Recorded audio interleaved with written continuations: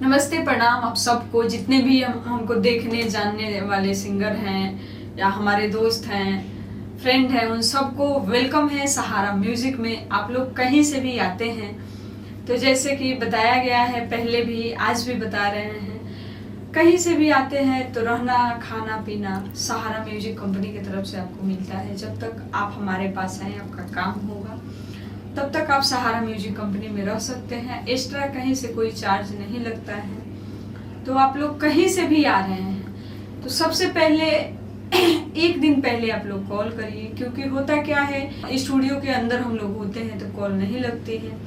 तो प्लीज़ आप लोग एक दिन पहले कॉल करें, और कॉल करेंगे, बात होगा तो माइंड में रहता है से हाँ कोई सिंगर आ रहे हैं तो उनको कॉल करना है। कई बार आप कॉल करते हैं, आपका कॉल नहीं आ पाता है, तो इसलिए।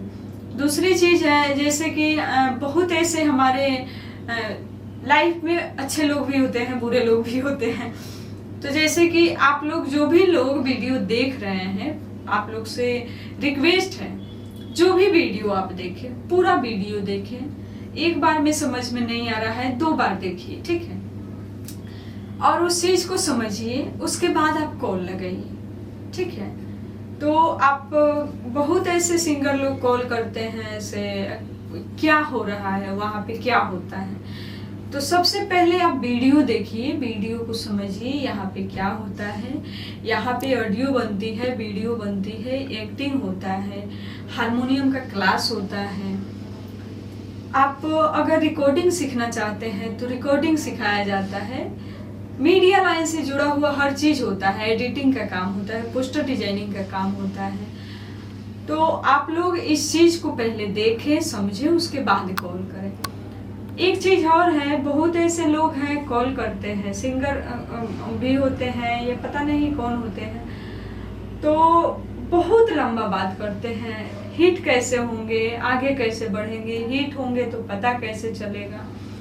तो देखिए, सबसे पहले आपको इस चीज के बारे में कुछ पता नहीं है तो पूछिए ही मत, और नहीं तो पूछना है तो पहले वीडियो देखिए 1 बार 2 बार, उसके बाद आप कॉल करिए। क्योंकि फोन पे बहुत लंबा बात करना पॉसिबल नहीं होता है, तो बताने में भी थोड़ा सा अजीब सा फील होता है कि कैसे इंसान है, इनको कुछ पता ही नहीं है। तो बहुत ऐसे लोग हैं जिनको पता नहीं होता है, लेकिन कुछ लोग होते हैं जो जानबूझ के पूछते हैं। अब जैसे कि आप पूछ रहे हैं हिट कैसे होंगे, तो भैया यहाँ पे गाना बनता है, आप गाना गाएंगे, आपका गाना मार्केट में चलेगा तभी ना हिट होंगे।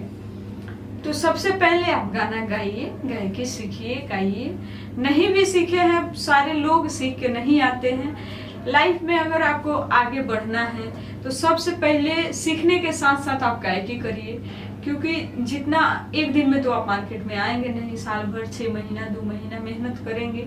जिस हिसाब से आप मेहनत करेंगे उस हिसाब से आपको फल मिलेगा। तो आप लोग मेहनत करिए और आगे बढ़िए। कभी भी कहीं से आते हैं तो आप सहारा म्यूजिक कंपनी का जो नंबर है उस पर कॉल करिए, कोई भी बात पूछना है तो। और कोशिश करिए वीडियो पूरा देखें, क्योंकि वीडियो पूरा देख लेंगे तो इस चीज आपको समझ में आ जाएगा। हमारे यहाँ कम से कम में अच्छे से अच्छे क्वालिटी में ऑडियो वीडियो बनते हैं और यूट्यूब पे रिलीज होता है।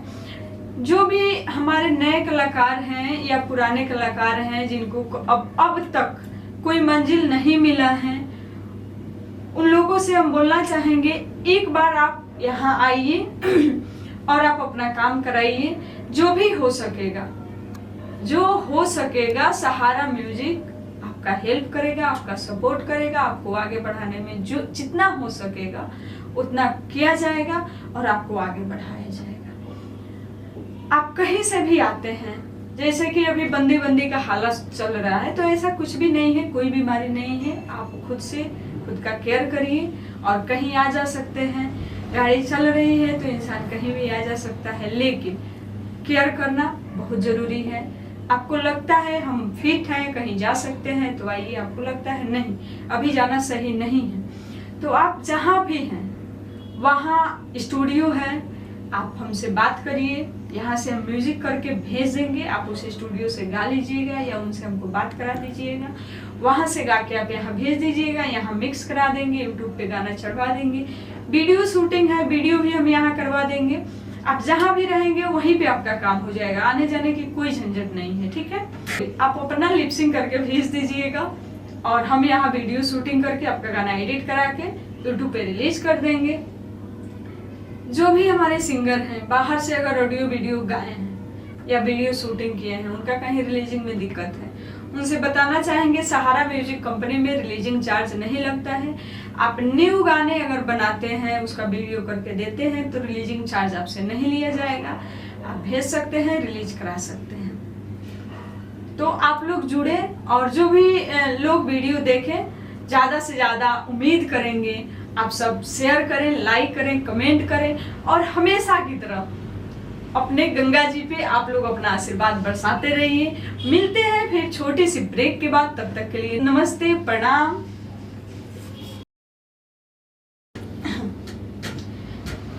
गोड़ लागतनी रहुआ सबके, जे भी हमरा के सुनतनी देखतनी उस सब आदमी से हाथ जोड़ के निवेदन बा, रहुआ लोग जहाँ भी रही सही रही, सलामत रही, कुशल रही।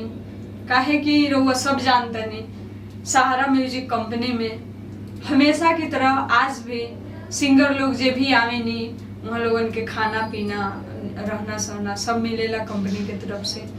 तो जैसे कि रउआ लोगन के पहले मिलत रहे वैसे ही आज भी मिलता। ऐसा कोनो बात नहीं है जे हाँ दिक्कत हो गई बा या बंदी हो गई बा या कोनो प्रॉब्लम बा तो अब ना मिली, कोनो प्रॉब्लम नहीं है।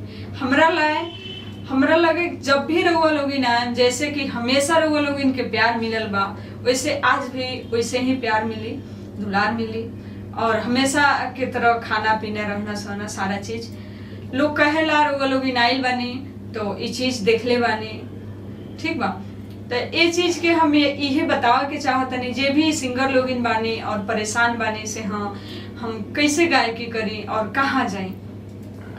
तो जितना भी नया पुरान कलाकार बने सहारा म्यूजिक में रउआ सबके स्वागत बा और रउआ लोगिन आई अच्छे से अच्छे अपन वीडियो बनवाई, अच्छा से अच्छा क्वालिटी में ऑडियो बनवाई। ऑडियो म्यूजिक जैसे कि हम शुरू से ही बतौले बानी, हमने के ट्रैक पे काम ना करीने सब और ना ही ट्रैक पे गाना रिलीज होला सहारा म्यूजिक से। तो रउआ लोगिन नया म्यूजिक करके अगर कहीं से भेजत तनी वो भी रिलीज हो जाए और सहारा म्यूजिक कंपनी में आके काम कराओ तनी। तो 4 गाना कराई लोगिन, तो 2 गाना कंपनी के तरफ से ऑडियो रउआ लोगिन के फ्री मिली। और ऐसा नहीं है से हाँ जाओ म्यूजिक पे रउआ गायम वही म्यूजिक पे गाना गवाएम, नहीं।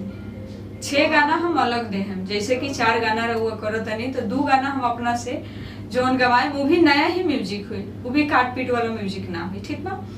तो रउआ लोगिन जुड़ी और ज्यादा से ज्यादा वीडियो जे बात शेयर करी, लाइक करी, कमेंट करी।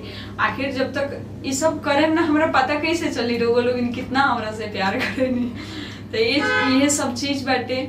और दूर बानी या कहीं बानी रउआ आ नहीं पावत या आवे के सोचतानी, तो हम उम्मीद करें रउआ लोगिन 2 दिन 4 दिन पहले हमरा के कॉल कर दे और एजा आ जाए। आवेला जैसे कि रउआ लक्ष्मी नगर से भी आ सकेनी, अक्षरधाम से भी आ सकेनी, आनंद विहार से भी आ सकेनी, मतलब दिल्ली में कहीं भी रउआ आके हमरा लगे कॉल करी और हम बात करें और जे भी सुविधा रउर बा सुविधा मिली और वैसे ही काम हुई जैसे हमेशा से होता ही बा।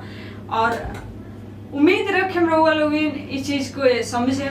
और हाँ अगर रउआ सिंगर बनने के बाद सिंगर बनने के चाहतनी तो प्लीज रउआ लोगिन नया गाना पे गाई, पुराना ट्रैक ना गाई। काहे कि पुराना ट्रैक लोग कहेला पुराना ट्रैक पे गा के हिट ना हो जाए हो जाए। तो देखिए हर चीज के एगो टाइम होला ना, तो वैसा ही जे ट्रैक पे गा के हिट होके के रहे वो हिट हो गई बा। उस समय कुछ अलग रहे, आज के समय कुछ अलग बा। आज रउआ लोगिन खुद देखी जे नया म्यूजिक करत है और नया म्यूजिक पे जे गावत है वो जल्दी हिट नहीं के होकर, तो हम रउआ कहाँ से हो जाए, ठीक। तो ऐसे रउआ लोगिन नया म्यूजिक पे गाई, एक ही गाना महीना में करी, 2 ही गाना करी, जितना राउर बजट बा वही हिसाब से करी।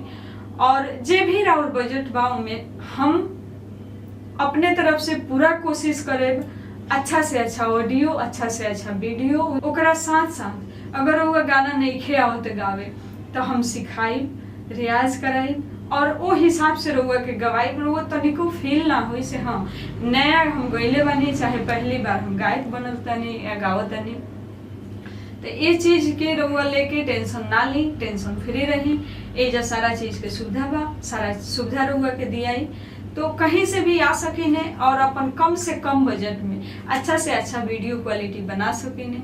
और जे लोग रउआ के लोभ लालच देता से ना वजह से अच्छा हम काम करें, तो रउआ देखी पैसा राउर बा, गाना राउर बा, गायक रउआ बने के बा, ठीक बा। रउआ जहाँ अच्छा लगे वैजा जाए काम कराएं, लेकिन हाँ एक बार हम जरूर कहें आप हमसे मिली और हमारा पास आए, हमारा काम देखी।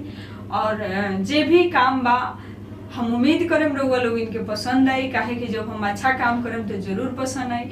आज जितना भी लोग के हमारा काम पसंद बा प्लीज रउआ लोग इन कमेंट करके बताएं, ताकि हमरो लागे से हाँ रउआ लोग इनके कितना कहाँ तक हमारा काम अच्छा लगता है। देखिए कई बार होला कहीं सिंगर में कोई कमी हो जाला, अब कारण का होला जैसे कि कुछ गाना सही नहीं है, ठीक बा, या कोई कुछ लोग गावत सही नहीं है, तो उनका के बहुत बतावल जाला से रउआ ये गलत बाटे, एके सही करके गाई, हई चीज सही बा।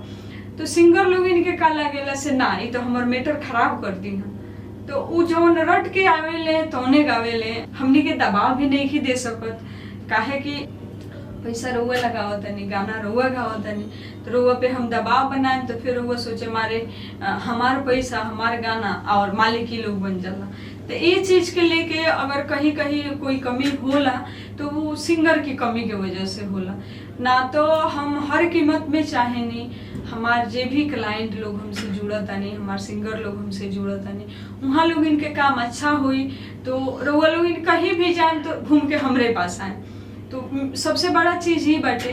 तो चलिए हम फिर मिलें छोटा सा ब्रेक के बाद, तब तक के लिए गोड़ लागो तनी प्रणाम। रउआ सबके जहाँ भी रही खुश रही, मस्त रही और टेंशन फ्री रही। ज्यादा टेंशन लेला से तबीयत खराब हो जाला, तो टेंशन ना लेवे के। और सहारा म्यूजिक कंपनी के लाइक करी, सब्सक्राइब करी, शेयर करी और साथ साथ जे भी हम बोलले बानी इस चीज के सुनी और ये भी वीडियो के लाइक शेयर कमेंट करी, ताकि हमरा लागे से हाँ वो लोग हमार वीडियो देखत नहीं और हमारे काम सही बा हमरा के कमेंट करके बताएं। फिर मिले हम छोटी सी ब्रेक के बाद, तब तक के लिए नमस्ते।